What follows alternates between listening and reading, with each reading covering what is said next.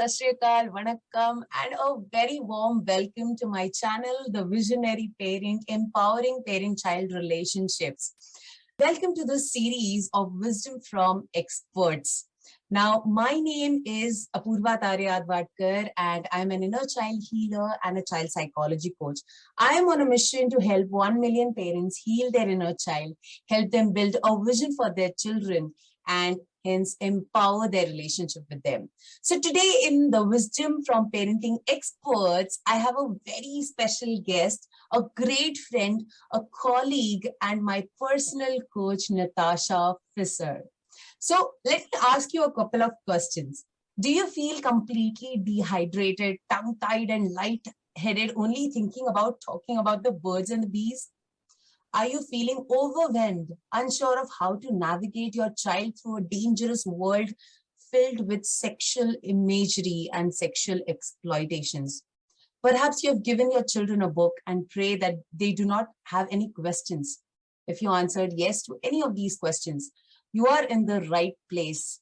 Our speaker here is leading expert in helping parents to talk to their children about sex. She is an engaging speaker, parenting coach, and a family counselor. She has been subscribed to the TikTok and YouTube world of teenagers for the last 8 years. She helps parents to unfollow the old ways of approaching the talk, helping us today to start hydrating during the talk. Please help me welcome Natasja Visser. I'm so glad to have you, Natasja. Thank you so much for giving me this opportunity to interview you. And since a very long time, I have been having a lot of questions to ask you. And today, I think it's my lucky day to ask you. And I take that opportunity to welcome you to my channel. And thank you so much for giving me this opportunity. Oh, thanks so much, Apurva. It's an honor to be here with you today. I'm excited to have this conversation with you. Awesome. Thank you so much. So, Natasja, as I said, I've been meaning to ask you a lot of questions since a very long time. So I guess I'll just go ahead. What really triggered you to do what you do? I mean, counseling parents on healthy sexuality is a very heavy and controversial topic, isn't it? But at the same time, I think it's the need of an hour, right? So how did you get into this field, and how do you go about this? Well, I actually not stumbled in it. Maybe I was called for it, but basically almost a decade ago, I was doing my psychology degree honors, and we needed to do some practical work. And I ended up in an unplanned pregnancy counseling center, and that's where I did my practice or practical hours.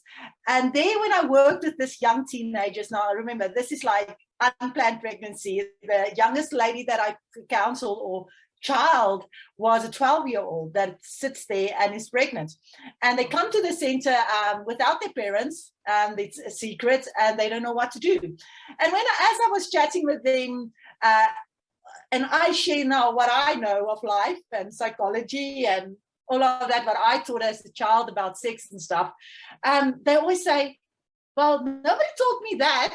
Why didn't I know that? My parents didn't tell me that. And I actually found that the teenagers were angry at their parents for not teaching them these things. And like, okay, maybe in that moment they are also overwhelmed and tried to divert the blame to somebody else. But I just found that it was a pattern that was repeated all the time in the 5 years that I worked there. So as I was working and building my own counseling practice, the need came up all the more. And I just know that I have something to share, and maybe if you want to hear, let me share it. And from that, my coaching program developed, and my digital programs and everything come from that when I worked with the teenagers and clients, and to help them not to do damage control. I think that's one of my biggest passions is when the clients reach me as a counselor, they already have some damage or hurt or shame or guilt or whatever you want to call it. Yeah. And actually sex is a beautiful thing. It's not a bad thing. It's just we haven't been taught correctly. So, and that's where I want not to do damage control, but with the coaching, we can inspire to greatness and not have any regrets. So that's why I'm doing this from a coaching perspective. Wow, it's truly inspiring to know that, and listening from you that children of this age, like 12, they get pregnant and they are absolutely clueless on what to do, right?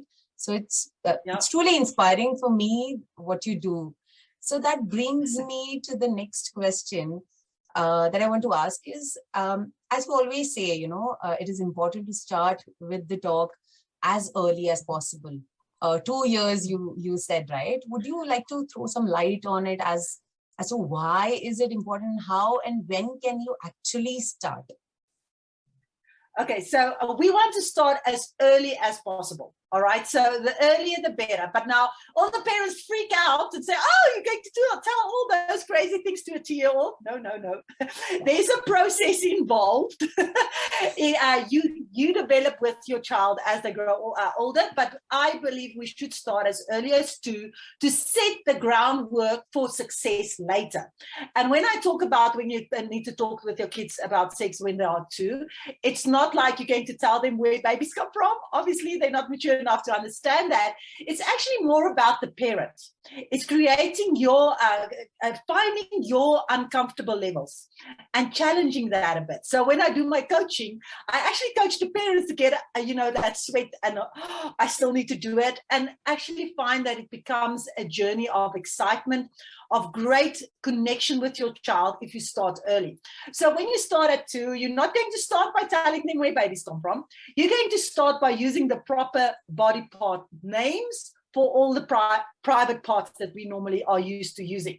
The reason for that is you get comfortable with the wording, all right? And your child can see you are comfortable, because your child will see that you are comfortable talking to them about anything. Now, just using the right words, it's not that hard, but it's like this major big thing for parents. I have this one parent that I work with, and she asked me to come and speak at their church. And when I went there, she said, "I'm not putting the word sex on the flyer." She can't even use the word sex. She said, "No, I can't put that on the flyer." And I just realized all the more how uncomfortable us as parents are about the topic sex. And if we don't start the conversation, the biggest reason for me is you are the main source of information if you are the first person to talk about it.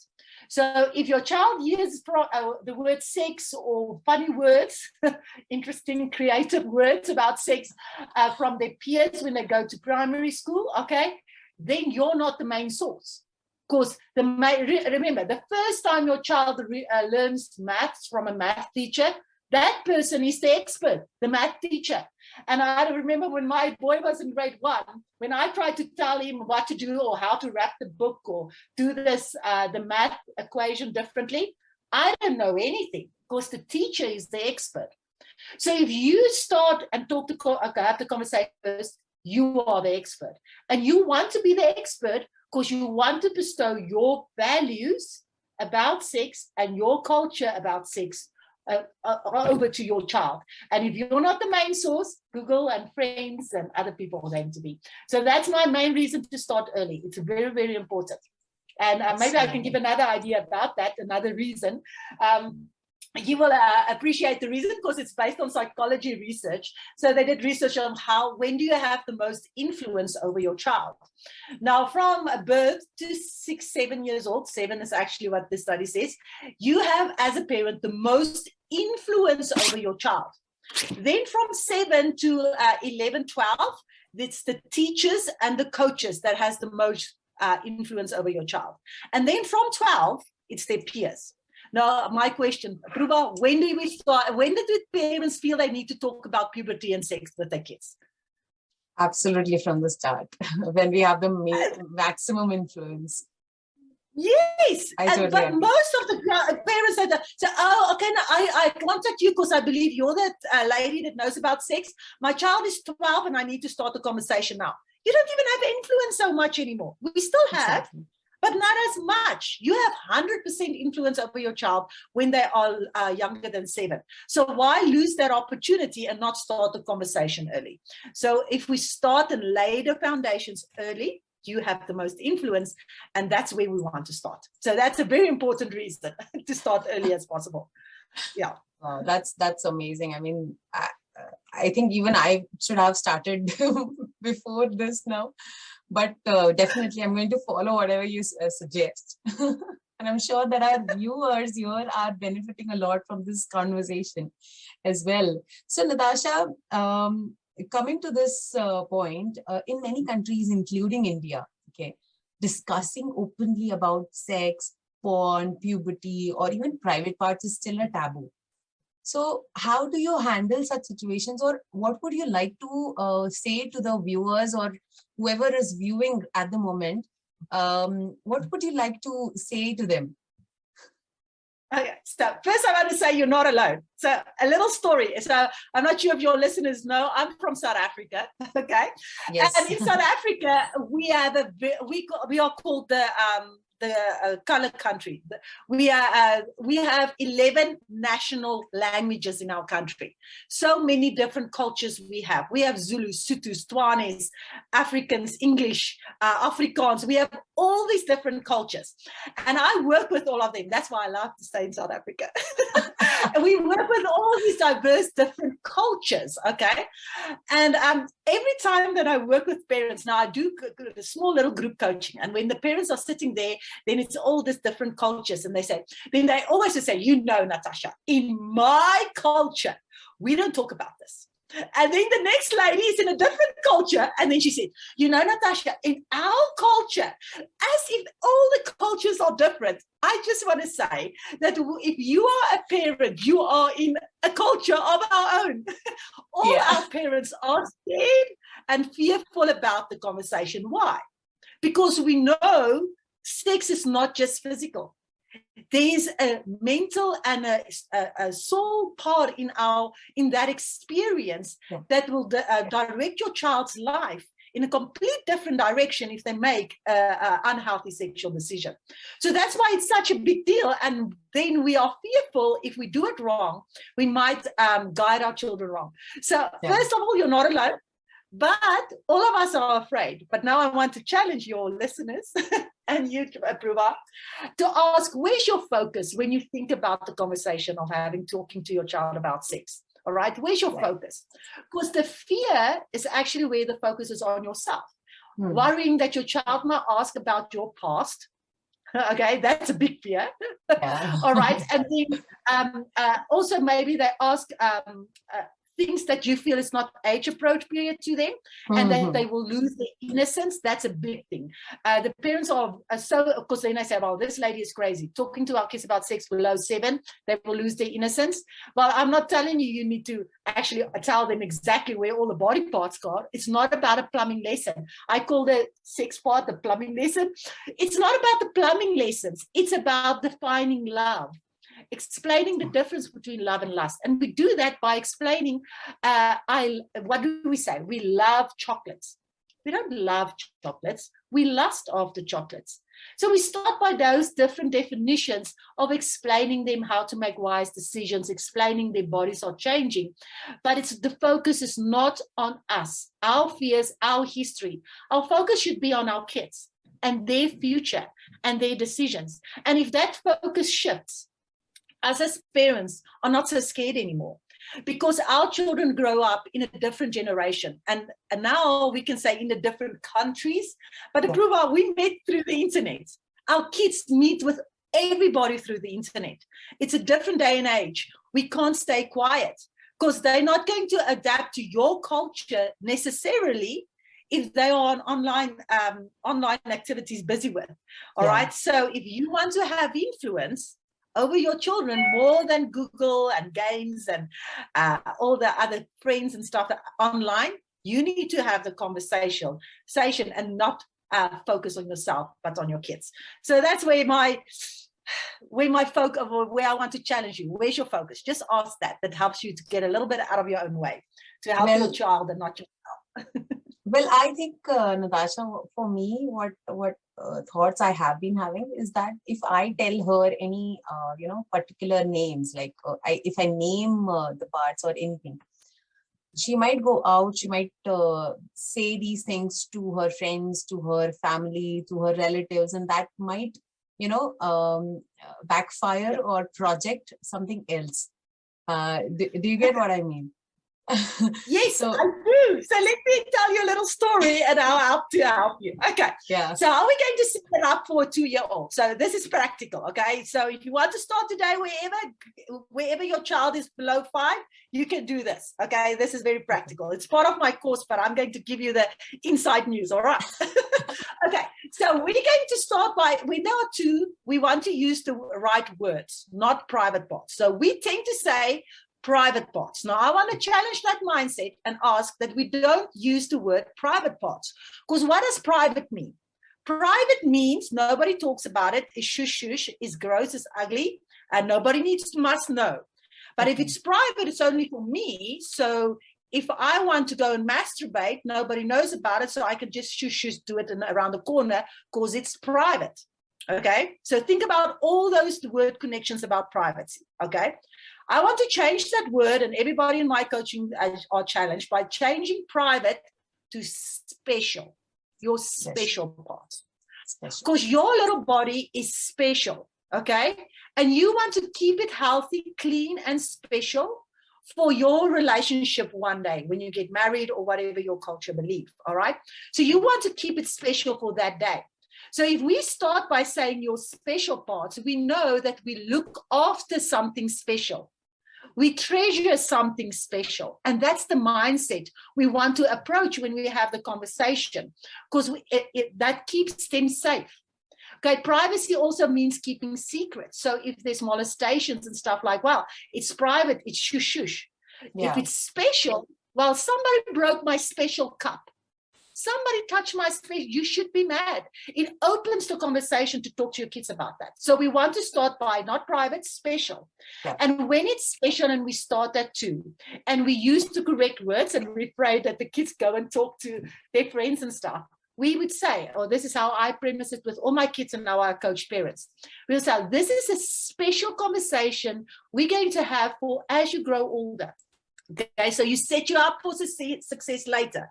So we're going to start by naming the right words. But do you know that people at church or at school says other words for your penis? Sorry, I use the words. And they would say, yes, they use different words. Yes. Say, well, that is to be polite and respectful for people around us. So we don't use that in public, and that's okay. But I want you to know we use the right words because it's special, but it's also just part of your body, and it's natural. Now, again, there's a difference between natural and special.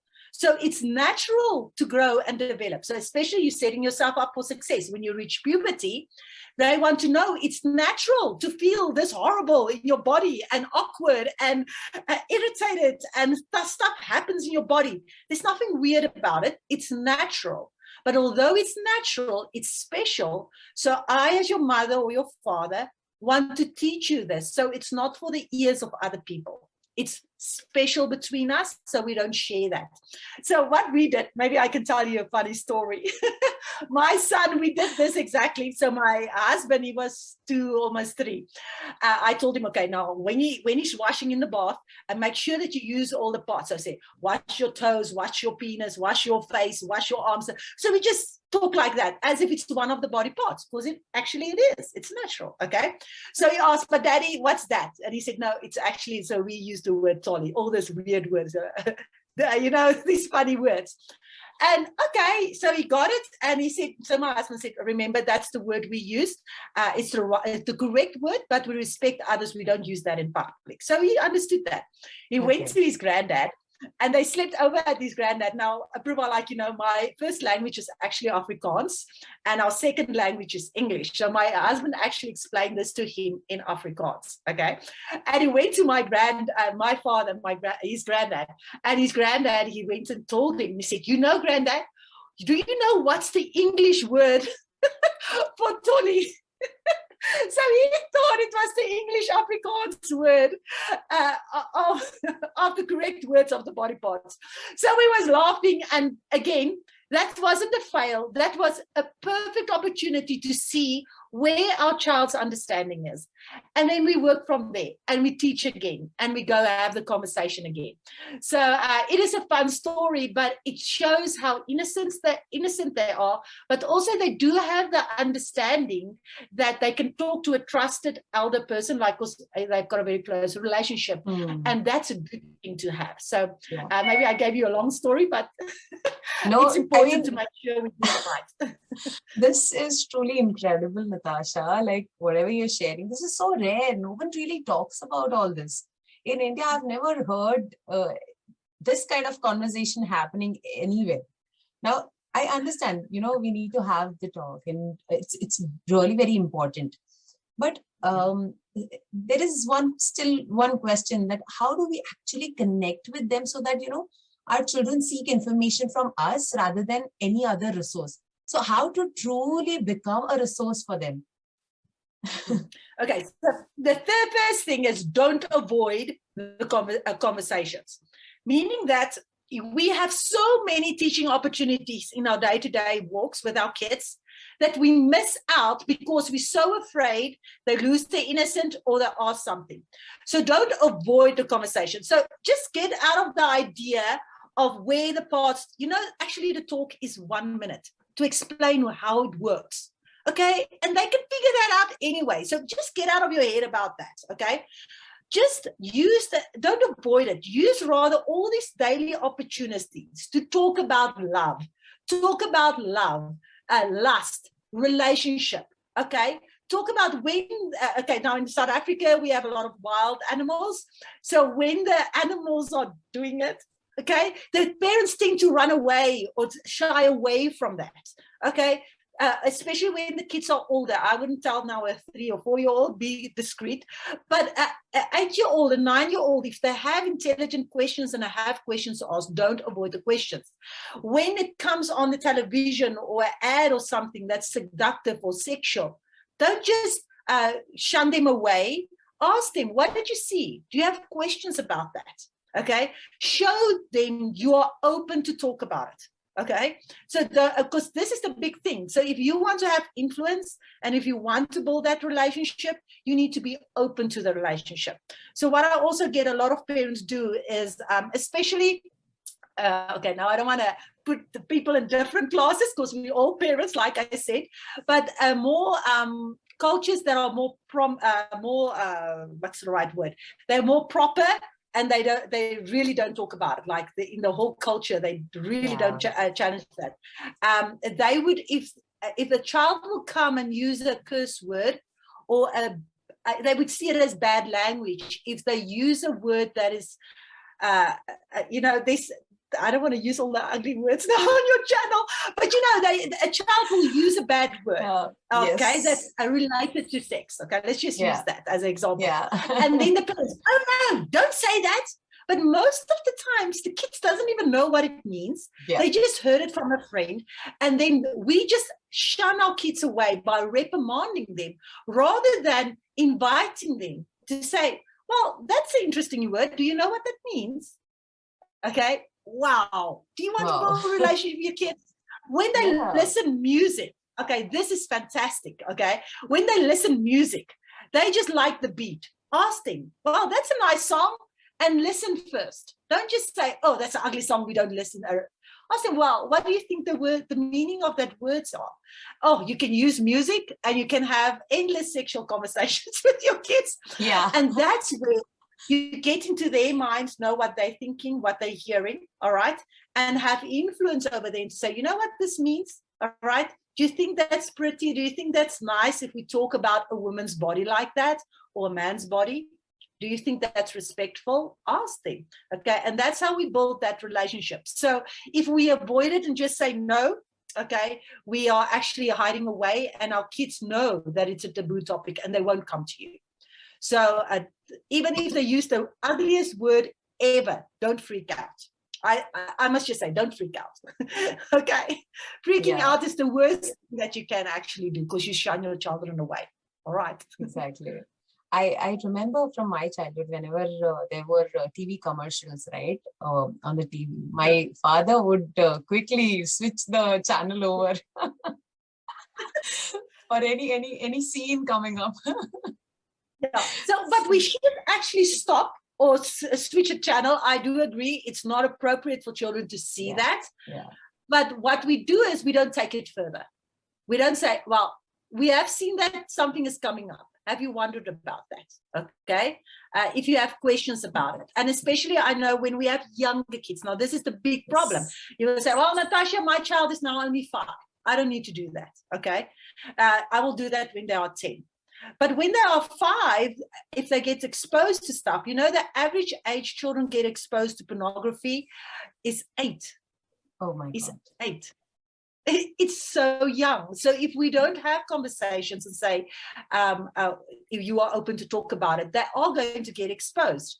So what I want to do is when your child see that and say, what is that? Okay, you can gently tell them, well, this is stuff that I'm going to teach you as you grow older.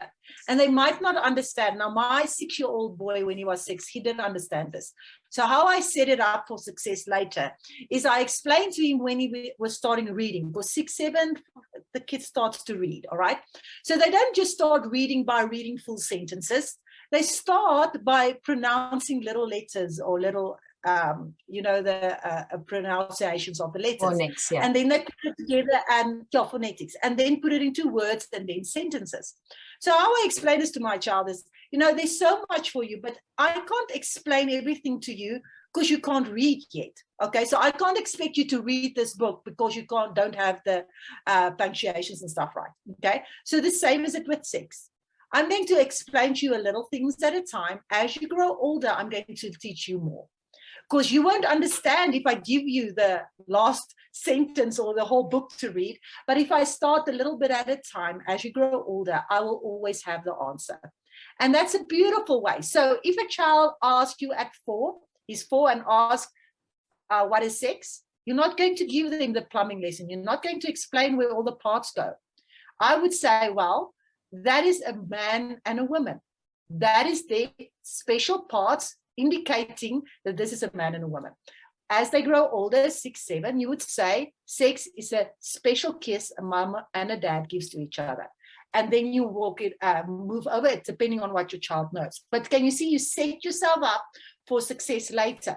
So you need to let your child know there's more to know. So we never lie to our kids, but we don't give them more that they need depending on what they know. But if we just shy away, they're going to Google it. And then we're in trouble. So we don't want to go there. Absolutely, absolutely. And as you were telling me, you were actually coaching your child, right? In this process, like you, as a parent, we have to become coaches, right? That's what I would like to ask next is how to coach your child on a perceived, like this is a difficult topic, right? Rather than nagging or just saying no or not at all discussing it all. So how do you actually go about it? Okay, so first, just ask yourself, are you preaching or teaching? Okay, so that's the important part. So we don't want to preach, giving them this long lecture of an hour. Okay, what does a teacher do? And especially with younger kids, 3, 4, 5, those age. Okay, you sit with them and build the puzzle. Okay. You teach them how to do it. You are hands-on. Preaching is more the sense of they did something wrong and now you're telling them the way of the world, okay? And that is damage control. If your focus is on damage control, okay, you're going to tend to preach, okay?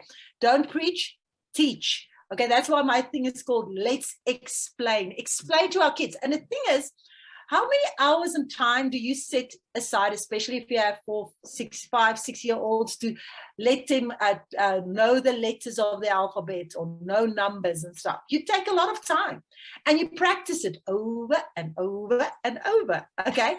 But when it comes to sex, we have a 2-minute conversation and now they know. Don't you think they don't even grasp what you're saying, okay? So you need to, in a variety of different ways, teach your child, okay? Different examples, different explanations, okay? Be creative with it, okay? So that you can coach them, okay? So my coaching program, I have a lot of practical ideas how you can, my husband always jokes with me, he says, you can make any topic about sex. So any topic I can relate and take to sex. Because the thing is, especially when your child grow older, okay, when it comes to self-control, self-esteem, self-respect, okay, that a child with a low self-esteem tend to give in to the pressures of life and having sex at a very, very young age. Okay, so whatever topic you are doing, self-control, self-discipline. When we're doing maths, when we do maths, I have always a sex talk with my kids. So my kids are not that good at math, but they understand sex. Because in that, when they are struggling and don't understand, okay, we don't just give up. Okay, when we focus, we find more information, we do more research.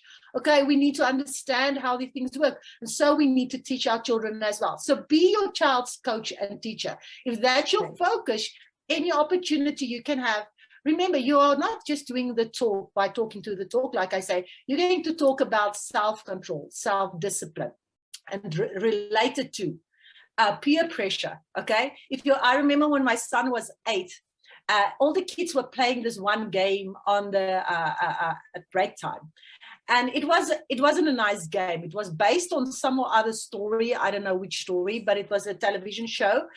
And he didn't watch that because I told him he's not allowed to watch it. I just felt for his age, that is not, he's spiritually not mature enough to handle that. Anyway, so he wasn't making friends. So the teacher asked me to come in, and I was talking to the teacher and stuff.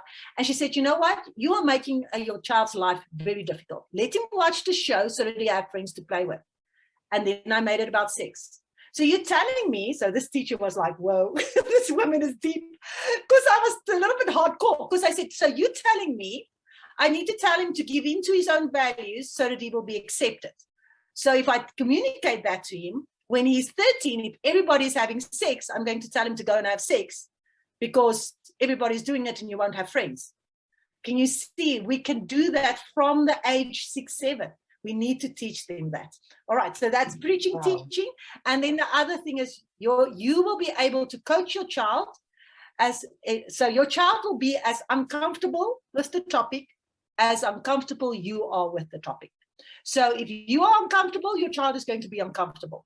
So get out of your own way. Practice from when they are very young, because I know with the parents that I talk with, when they start very young and they set the stage, so I say set the stage, set the foundations for the harder topics later, because masturbation is coming up, okay, all those things are coming up.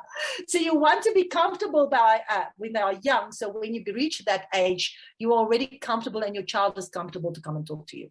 So set your stage correctly and have a teachable spirit, don't preach. So hopefully that will help give some people some practical advice. This was incredible. Thank you so much, Natasha. We had so much of insights from you. I've never heard so much from you, but today it's an amazing day for me. Thank you so much. I think I'm done with all my questions, whatever I had doubts. I'm done with it. But before we end our discussion, one last maybe last minute advice or tips you would like to give to our audience here? Okay, last tip. Okay, so if you are uncomfortable, all right, my best tip, and I love that, and I think if you go to any of my stuff, you will see this is my top tip, is shoulder-to-shoulder conversation, all right? So we tend to feel so uncomfortable, we're going to have to talk, and we sit in front of our kids, and now we're going to look at each other eye to eye and have this uncomfortable. Why are we making it so difficult for ourselves? So I love to say, have shoulder-to-shoulder conversation. What does that mean? That is when you are busy with doing stuff, looking at something, all right, to have the conversation. So my favorite place is when we are driving to an activity of our kids, and we are not all of them is in the car. I'm driving with one of them, and we are shoulder to shoulder, and we're watching the road, and I will ask, have you heard the word sex before? So have you heard somebody kissing behind the tree now when they are older? I ask questions, or I start a conversation. Do you understand what love, lust? Or maybe a girl is walking by and she looks a little bit provocative. I'll ask, what do you think about that? And start the conversation. That is my best tip, to start the conversation. When you have younger kids, kick the ball with them and ask a question, but kick the ball against the wall. so that you are next to him, so the ball bounce back, and start asking these questions. And your child will be less uncomfortable and they will open up. My son actually asked me questions that I thought he would ask his dad, just because we used to shoulder conversations. So set yourself up for that conversations, plan for it. Don't just wait for it. We need to plan for it. We do things on purpose. So I on purpose don't ask for people to give my child a lift, because I want to drop him off at tennis, for example, because that's the 5 minutes I can add value to his future, the relationships, when it comes to relationships and sex. Wow. Wow, this is supreme, Natasha. Thank you so much. I'm definitely sure our viewers are going to enjoy this conversation and they're going to learn a lot from you. Thank you so much. And we have come to an end of this this particular interview series. I hope you guys liked it. If you have not yet subscribed to my channel, do subscribe. And if you want to get into the Visionary Parent community, I will be giving links below. If you want to get into Natasja Visser's Let's Explain community, then I will be sharing the link below in the comment section. I'll see you later in the next series. Till then, bye-bye. See you.